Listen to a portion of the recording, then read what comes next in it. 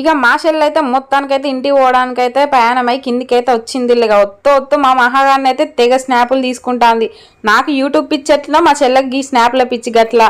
ఇంతకీ మీ చెల్లె ఎందుకు గప్పుడే వచ్చి గిప్పుడే పోతుంది అన్న డౌట్ మీకు రావచ్చులా. మా పిన్ని వాళ్ళు అయితే తీర్థం పోతాళ్ళు, అందుకే మా చెల్లె ఉన్న పలంగా పోతాంది. ఇక పొద్దుడు బువ్వనైతే అయితే గట్లనే ఉన్నదుల్లా. మా చెల్లెనైతే ఒమానంగా తిని చావద్దు, దాన్ని అయితే తినే తినే తినే అని బతిలాడి చావాలుల్లా. పెళ్లికి ముందు అయితే నేను ఇంకా దానికంటే ఘోరంగా ఉండేదాన్ని, ఇంకా మారిన ఇప్పుడైతే చాలా. ఇక మన మహాగాడికి అయితే ఏమన్నా చేయాలి కదా, సలిబువ్వ పెడితే ఎట్లుంటది అన్నట్టుగా ఉగ్గైతే చేసినుల్లా.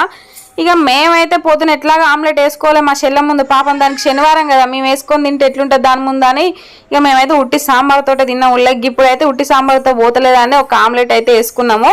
ఇక ఇవాళ డిన్నర్ అయితే మాది omelette sambar. Omelette sambar combination ఎంతమందికి ఇష్టం ఉంటుంది అన్నది కామెంట్ చేయరులా.